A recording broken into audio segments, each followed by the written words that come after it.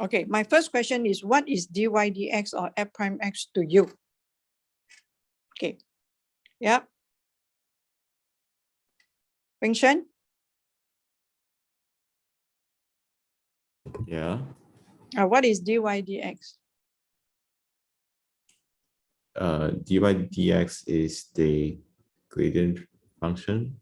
Yeah, or so we will say that dy dx is the gradient function, yes. Or we say that dy dx or f prime x is the gradient function.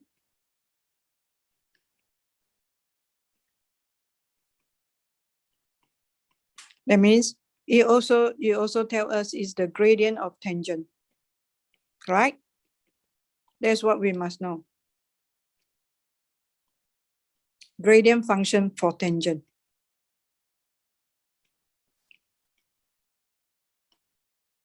Okay, is tangent, okay? And we also can say that dy dx or f prime x is the rate of change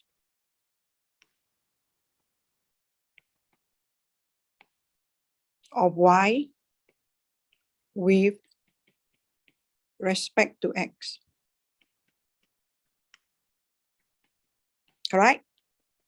So from here, we can make two conclusions. Okay, for y equal to fx. So we have two situations. If dy dx or f prime x value is positive, or we say f prime x is more than 0, this implies that y is increasing or decreasing. Yes, Gerald Wong. Hello, can you hear me? Yeah, I can hear you. Increasing function. Yeah, y is increasing. So that means you expect the graph to go up like this or to go up like this. Am I right? You go up, you can go up in two ways. Okay. So the other one, I don't have to say it. Yeah, the other part will be if dy dx is less than 0, this imply, okay, Mikia, can you tell me this imply what?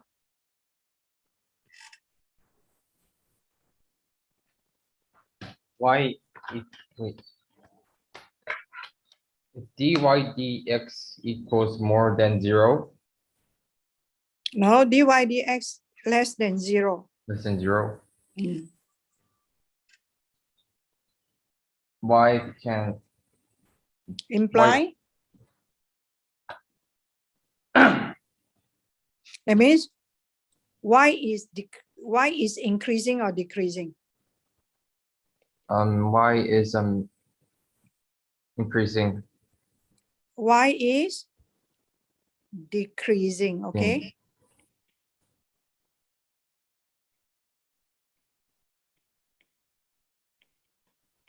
So that means the graph can go down like that, or it can go down in this way.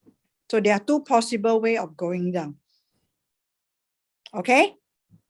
So if dy dx equal to 0, what does that mean? Y equals to 0. No, I'm not saying y equal to 0. I say if dy dx equal to 0, what does that mean? That means the Y equals to like a fixed unit. Y stop changing. Correct? Yeah, so it's like that is a fixed unit. Like, so it has like a unit which can be in change. But when we talk about the graph, it's not a fixed unit. Okay. Yeah. So if dy dx equal to 0 at a certain point, that means later we will talk about that. Okay? So now the next issue that we have to address is, do you know how to find the equation of tangent Yes. to y equal to fx? So what must we do first? First, differentiate. Okay, first, okay, yeah, I will ask another person to answer. Okay, first, we have to find the gradient first, correct? So we have to find the slope function. Okay, yeah. So we have to, first of all, we have to get y equal to fx. Then we have to find the dy dx first. There is your f prime x. Yeah, you have to get the slope function first.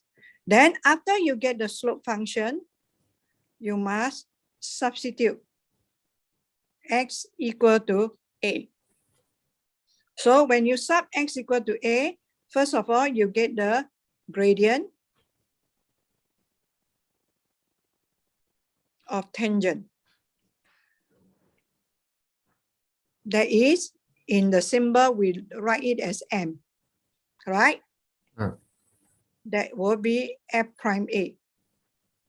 Then you also can get the y coordinate of the point. Sometimes they give you, sometimes you have to find. Y coordinate of the point means I have to sub a into my function. So now I got the gradient.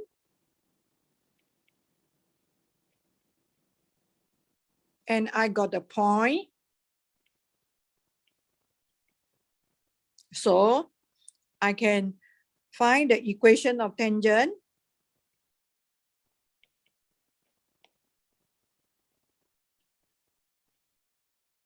by using y equal to mx plus c. So I put in the y, I put in the m. After you have got the m, then I put in the value of x plus c. So from here, I can get the value of c. So after I got the value of c, then I can get the equation of tangent as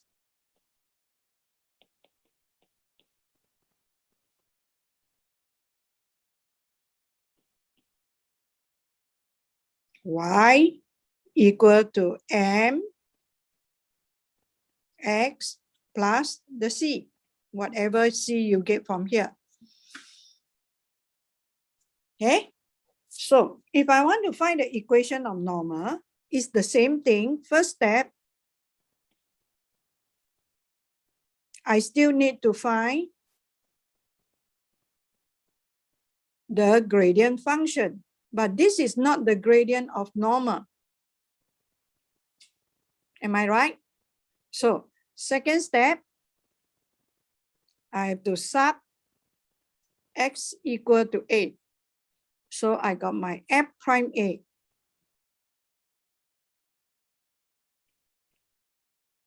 You got your f prime a. So after you got your f prime a, so what you need to do is you have to know that gradient of normal. So you have to do extra step. Is equal to -1 over f prime a. So after you get that, then you get the y coordinate. Then you get the y coordinate also. Okay, y equal to fa. So you got the point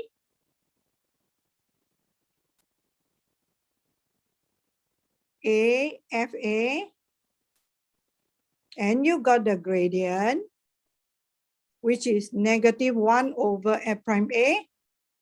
So do the same process as here, substitute and get the c and get the equation of normal. So everyone, now you know how to find the equation of normal, equation of tangent.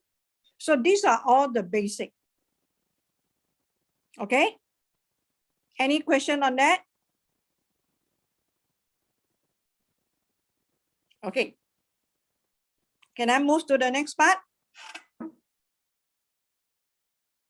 Can I move to the next part? Yep. Yep. Okay, so I'm going to move to the next part.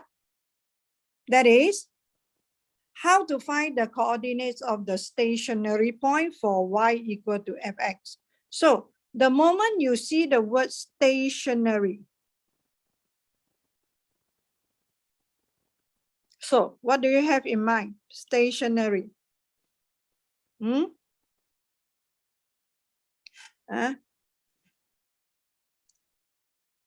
Shen Kang?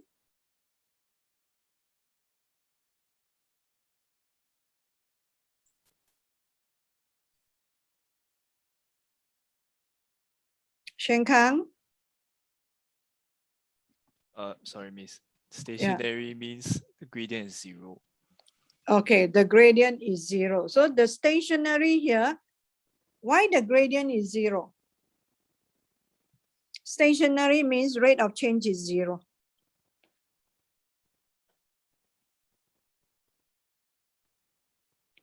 That means stationary means stop changing. Are you clear? That's why the gradient is 0.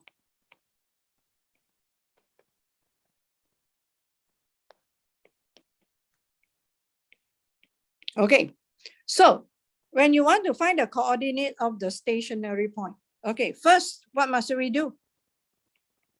Since you are talking about the gradient, first we must get the gradient function. Am I right? So we must get the gradient function. So first you get the gradient function. So second step,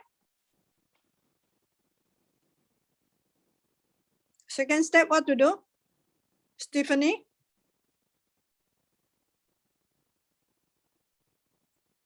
I call you to answer is so that I won't go too fast.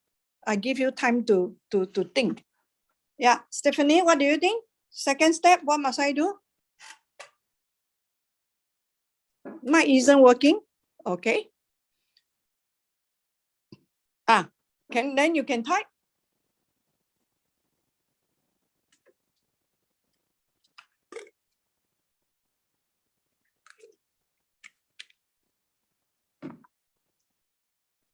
Yes.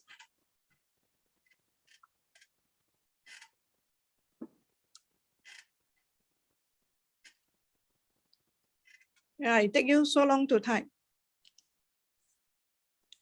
Yeah, Ethan. Ethan, you just tell me. Okay, I hold on. She finished typing already. Okay. So, Ethan, what do you think? Second step, what must I do?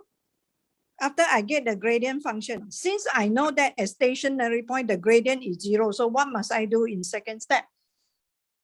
So you equate f prime x to 0. Yeah, so now I equate, since I know, so I will say f prime x equal to 0. So here I solve for x. So people will not, this one you yourself automatically must write down this one because stationary. The moment you see stationary means f prime x equal to 0. So this is something that, how can I get this? I get it from the word stationary. You see or not? So f prime x equal to 0. So I solve for x. After I solve for x, third step, what I do? I sub x into y equal to fx to get y coordinate.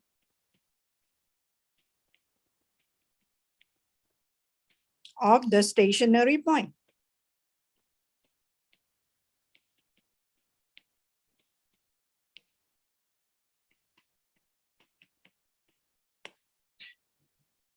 Okay, so now how am I going to know whether the stationary point is, there are 3 types of stationary point, correct?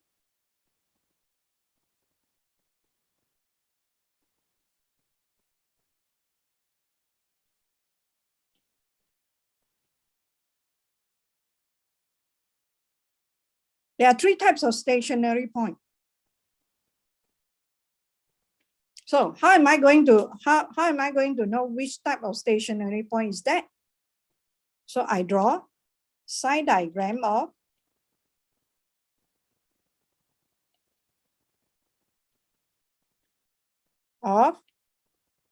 y equal to f prime x. Am I right? So if this is my f prime x, for example, okay, my f prime x, I got it like that. So this is my point A. So that means I know that f prime A is equal to 0. Am I right? And if here is positive, here is negative. So I will conclude at x equal to A, okay, y equal to fx has what point? What our stationary point is that?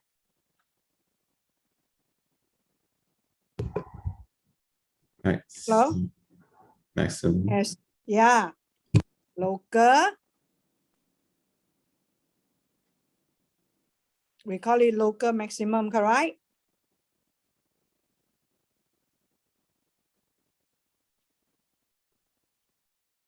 So this is one of the situation. Yeah. So second situation, if my f prime x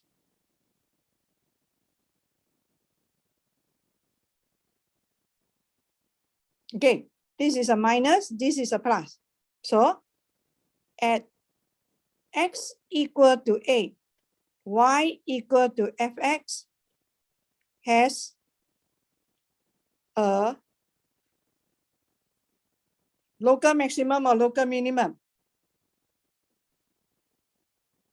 Go down, stationary, go up. So has a local minimum. Correct? Then we have a third situation. So that is how you determine the nature of the stationary point, by drawing the sine diagram of f prime x. So this is something that you have to know. Okay, third situation. Your f prime x sine diagram, it can be like that. Or your f prime x sine diagram, it can be like this.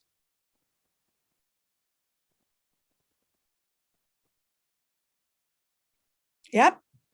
So at x equal to A,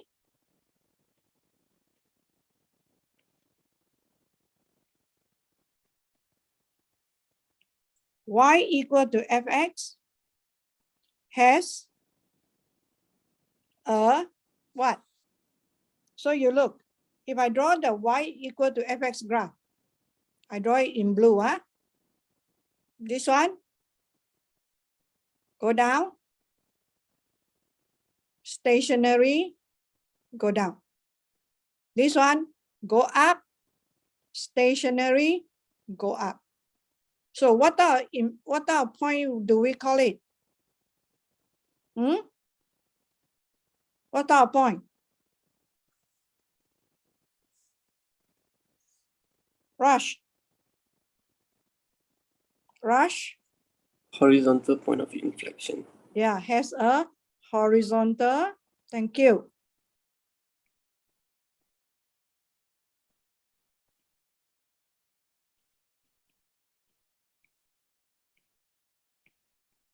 So that means my y equal to fx graph, it looks something like this.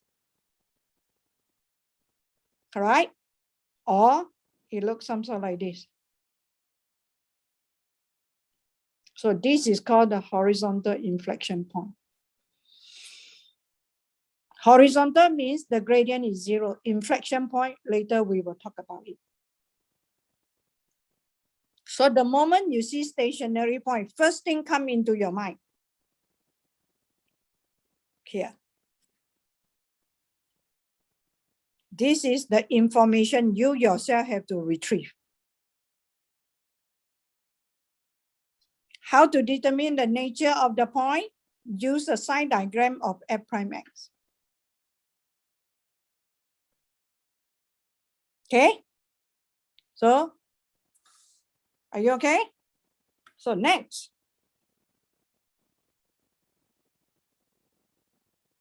Okay, so far? Okay, so next we are going to go to the fifth concept that in chapter 3, that is how to find the coordinates of inflection point.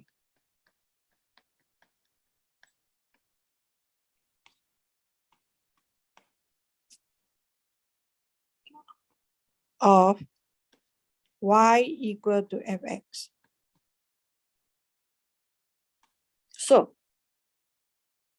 So first of all, we have to know, what do you mean by inflection point? What do you mean by inflection point?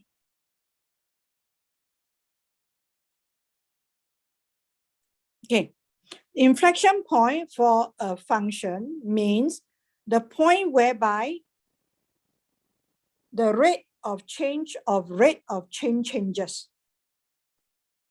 Okay?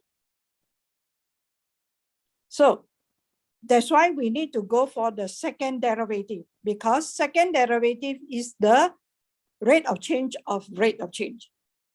So inflection point is the point on the y equal to fx function whereby the shape of the graph changes. So that is one thing. The shape of y equal to fx graph changes at inflection point.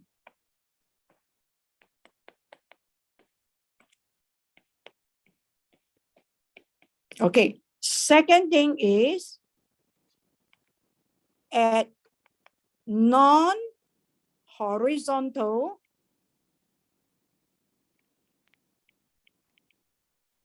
inflection point,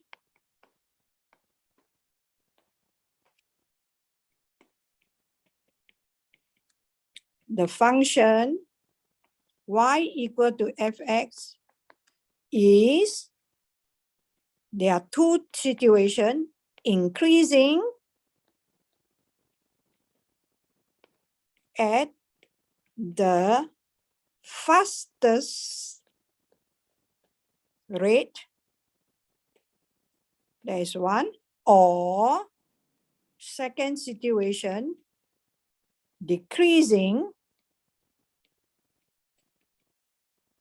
at the fastest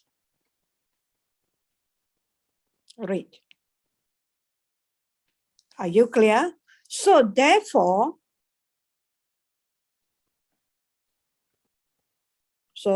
this is the rate. All right? This is the rate of change function. So if I differentiate this again,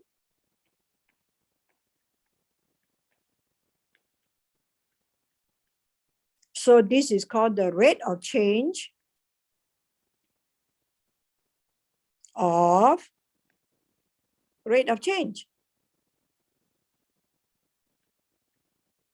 That's why at inflection point is the fastest. Fastest means optimum. So therefore, to find the inflection point of y equal to fx, we must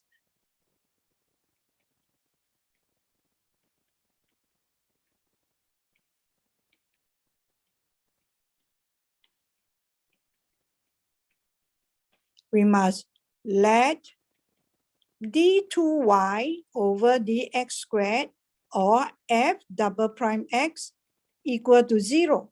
So we solve for x. Are you clear?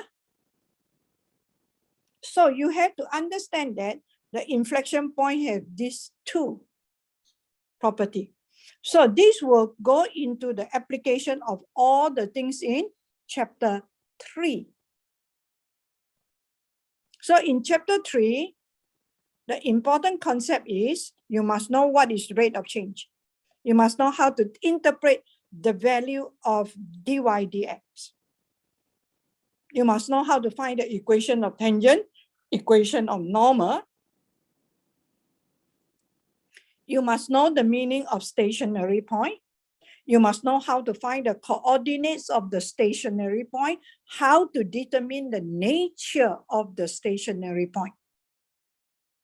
And last, you must know how to find the coordinates of the inflection point. And you must know what is the meaning of the inflection point. So this is the whole thing of chapter 3. You have to get to know all this in order to be able to answer the question on application. And all this application thing is all in your SAT 2.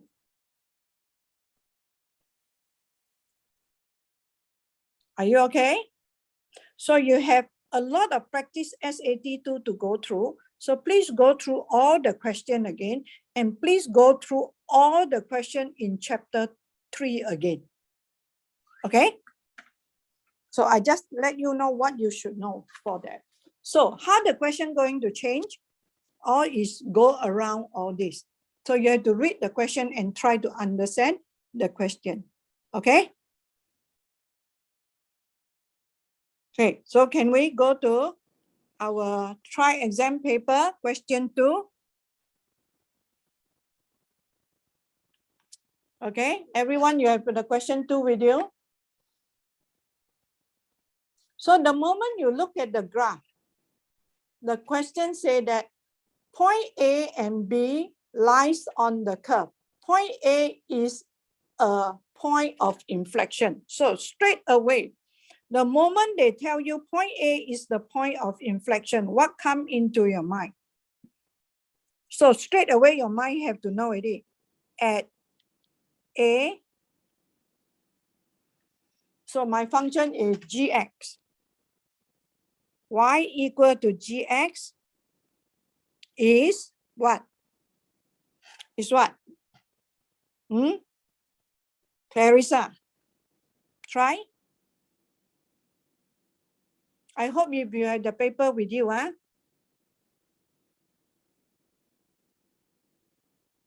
The point A is the point of inflection. Point B is here.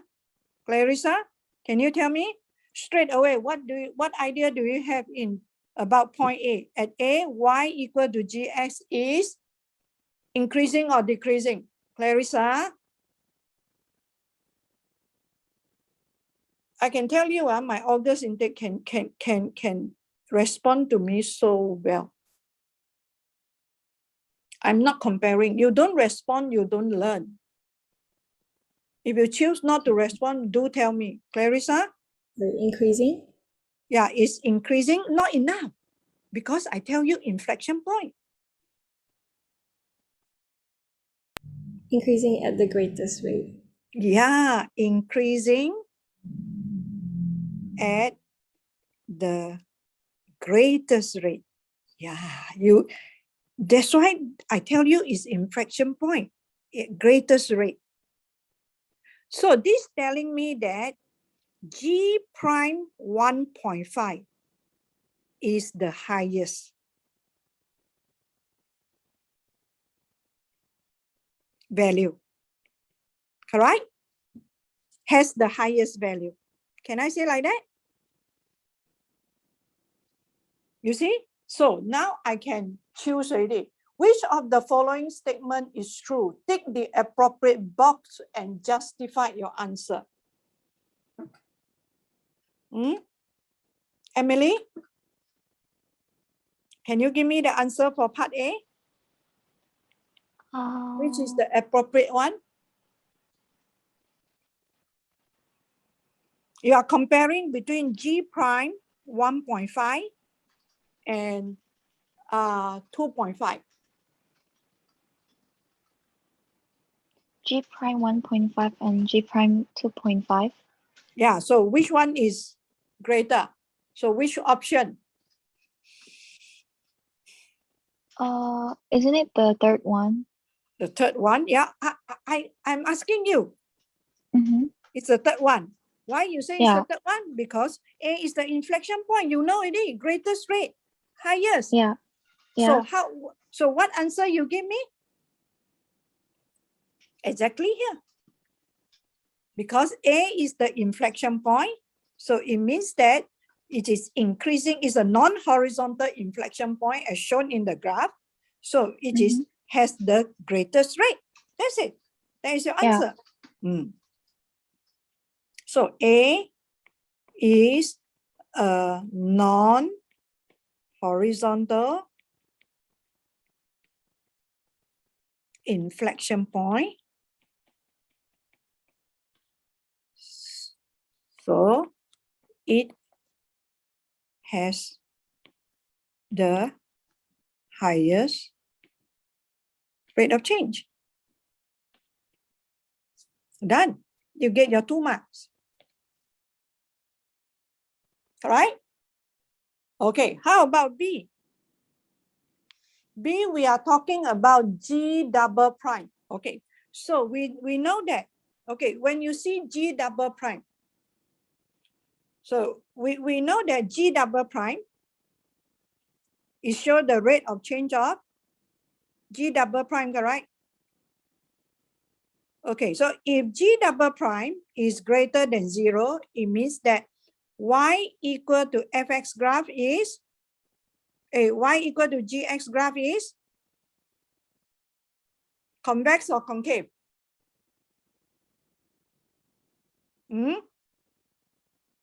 Is convex. Or please learn from your textbook. Your textbook say what? Concave. Ethan, can you tell me? Concave what? Concave up. Upward or downward? Upward. Downward. Convex is like that. So they say concave downward. Oh, okay. So this one we have to, because if you look at the April 2021 paper, correct? They don't use convex, they say concave downward. Okay. Are you clear? So the value of G double prime will let us know, okay, the shape of the graph of y equal to gx. So the other one will concave upward. Concave upward is like that. So this is for G double prime x less than 0. So if G double prime x equal to 0, so it means inflection point. Okay. Inflection point of what? Inflection point of, you have to be very clear, y equal to gx. Are you clear? So if you look at this part is convex. So G double prime x for this part have to be greater than 0. This part onward is concave. So G double prime x for this part will be less than 0. Okay, so now they ask you, okay, G double prime 2.5 is which one? G double prime 2.5. 0 here. So which one to choose?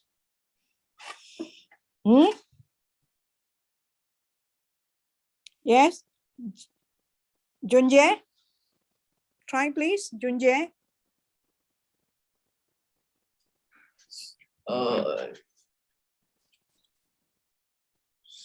Smaller than. Yeah, because B is this part, so smaller than 0. So now, the reason you give, if the curve go like that, concave, you have 2 ways. Because at B, so we say at B, y equal to gx is increasing with what? With what rate? The gradient becomes steeper or less steep? Less steep. Y equal to gx is increasing with decreasing rate.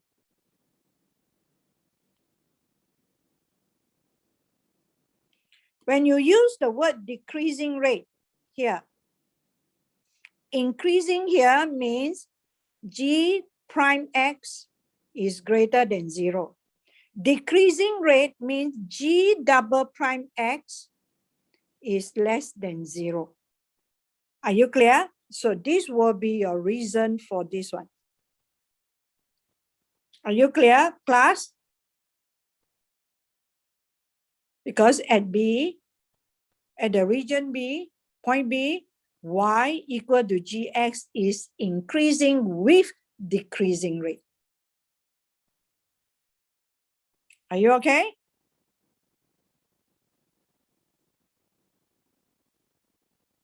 So if I put a point here, I put a point here, C.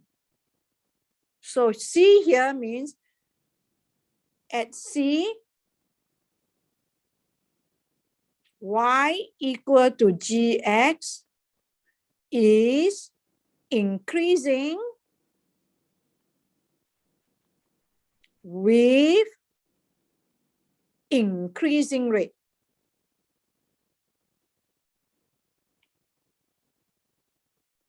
So therefore, this is your dy dx. So your g double prime x for this region will be greater than 0. Try to, okay, if you want to get a good grade, other than saying the shape, it's good to add that statement.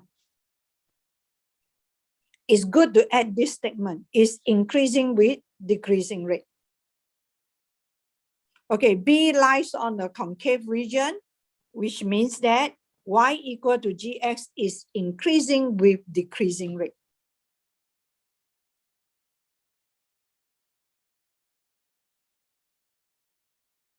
That's why you make this conclusion. It's here we want to see. Because if you just say concave, correct? Okay, Ethan, I answer your question. If you just say concave, correct? Here was also concave one. If I have another graph like that, y equal to gx, my graph is like that.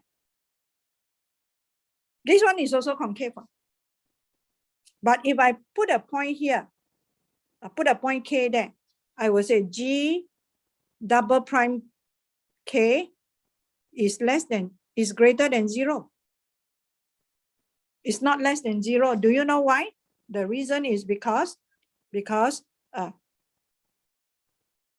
at x equal to k, you see what I mean? Okay, thank you. Okay, so let me just okay, y equal to gx is decreasing with increasing rate.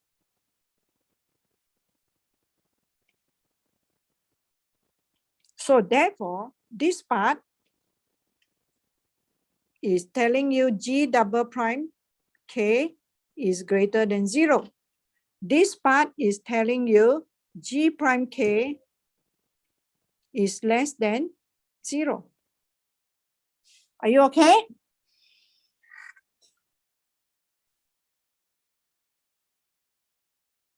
Okay, Anat? Okay. So I have 10 minutes to go through so I hope I explain clearly how to phrase the thing. Okay, so you mark your own work for question 2. Let's go to question 4. Okay, question 4, there are a few things I want you to take notes, especially the domain. Okay, when we talk about the domain of a few function, we have to remember pretty well a few very specific function. I think it's good for you to write down. Okay, especially for first one, we talk about y equal to ln certain thing. So we straight away, when you talk about the domain, whatever in the ln must be greater than 0.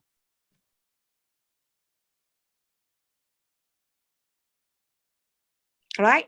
So that's why in this question, the part A, we have this function. Okay, I'm talking about question 4. Huh? Okay, I write the answer here, okay, because I want to write some other thing. So question 4, part A, correct? Okay, we have our function is y equal to, you have question 4 with you? Yeah, we have y equal to fx equal to ln x squared minus 4, correct? So we know that to solve part A, whatever in the ln must be greater than 0. So we have to solve this first. So usually when you solve inequality, I will advise you to use sign diagram. So first of all, I find x squared minus 4 equal to 0. So I have two values of x that will make it 0. Make x squared minus 4 equal to 0. So this is plus or minus 2. So I draw the second step. I draw the sign diagram for x squared minus 4. So the sign diagram go in this way. Negative 2, 2. Positive, negative, positive. So I want it to be greater. So these are the skills every one of us have to learn. So I choose this region. So therefore I write down the domain is equal to x. Get the habit of writing it down like that. And x must be less than, cannot equal negative 2, or x must be greater than 2. That's it. So you get 2 marks for that. You get 2 marks for that. So that is under the domain part. So for ln, you have to remember. So the 2 marks, you don't have to show me all this. I will mark from here. This correct, you get 2 marks. So how are you going to get the answer? That is your choice. Right? So that is for ln. Whatever in the ln must be greater than 0. Second type of function we have to be very careful is we call it the rational function. We call it the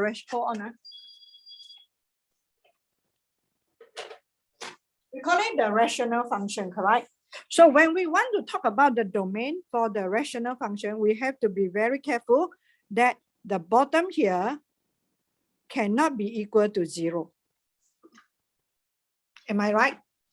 And for these two functions, okay, whether it's a ln function or horizontal, for this, we will have something called vertical asymptote.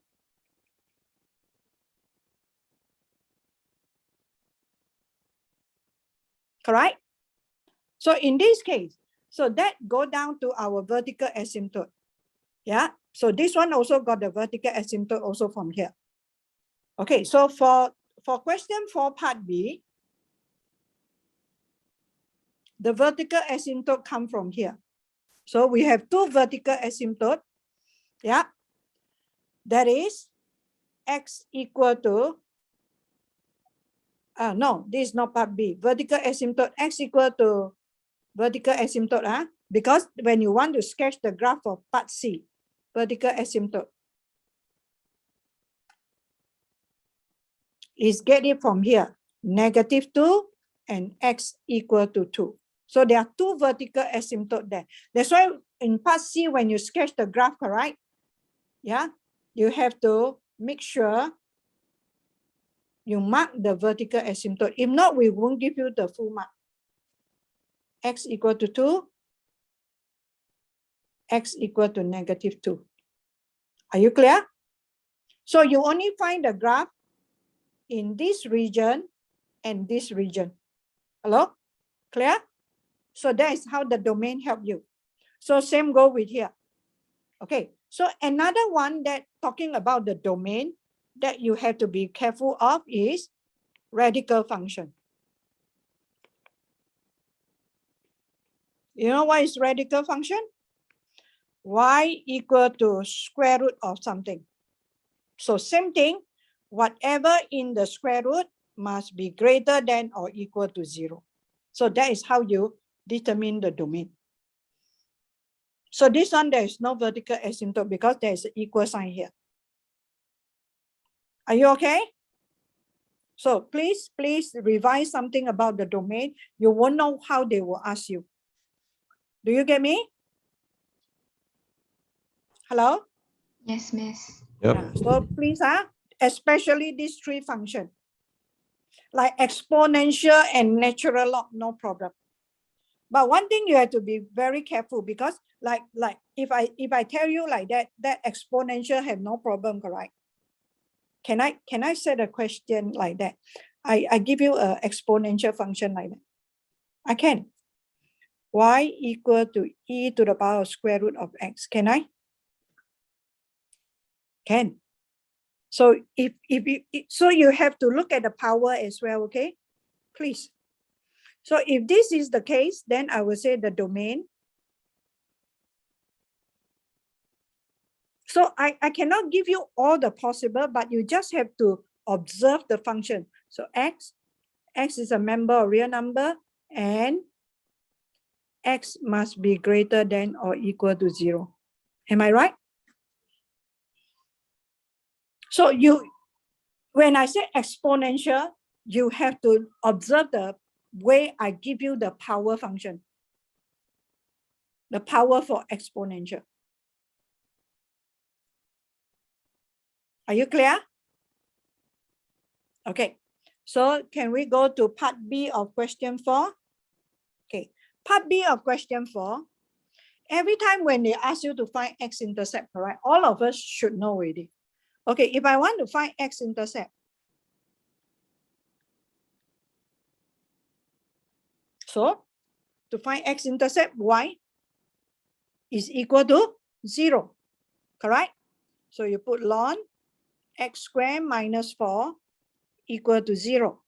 Okay, so my x squared minus 4 is equal to, okay, from ln, you want to change to exponential, it will be e to the power of 0. So you can use your calculator, e to the power of 0 is 1. So your x squared equal to 5. So your x will be equal to plus or minus square root of 5. Okay, so you get your mark. So the way we give you the mark for this one is you get this correct. However, here you get this correct. I give you 2 marks. Even if you don't show this step, you straight away give me these 2 answer. X equal to √5. It's good to write it like that. Then I will give you 2 marks here. You get me? Some they can work very fast, so they don't have to. But please don't take it as my answer given to you is just to show you how I get the answer. Yeah. So part C, I told you already, you can use your GC to help you to get the answer. But every time before you go to your GC, you please make sure you get ready the axis and the asymptote first. So x equal to 2, x equal to -2. Label it, draw the graph. √5,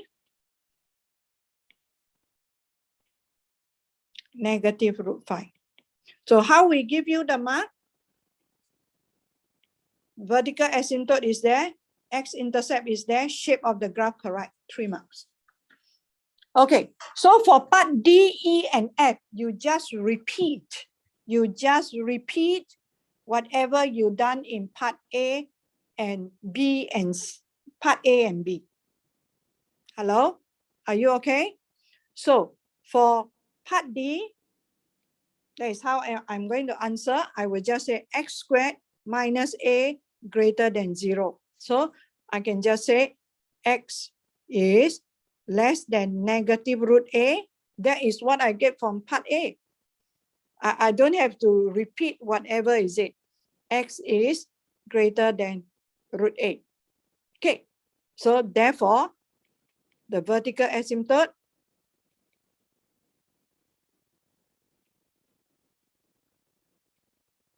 I write down x equal to negative root a, x greater than root a.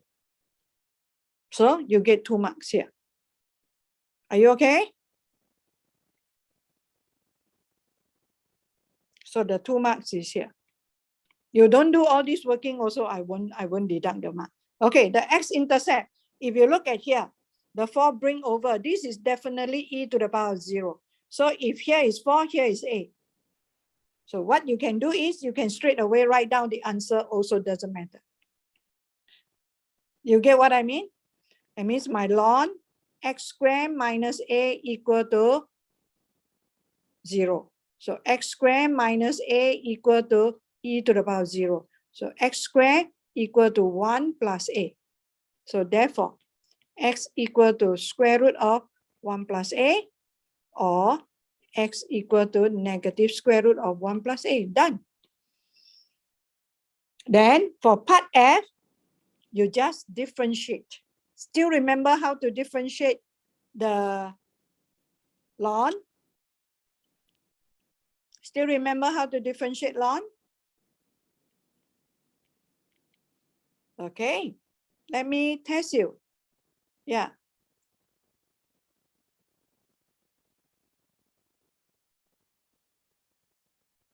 Ibin, how to differentiate ln? Ln, we have to differentiate on the top, and then the you write down the bottom first. The bottom fx, and then at the top we write the one we have differentiated. So what is it, the answer here? 2x. Yeah, 2x. Okay, so done. So you got 1 mark there. So now you substitute in. So you got another mark. That's all. So as long as you know what to do, you just do it, you will get all the marks. Okay, so can you please have a look at your question 7? Question 7. Can you please have a look at question 7? So are you okay? Okay, thank you, class. I have another class to run to. Thank you, Miss. All right, thank you, Miss.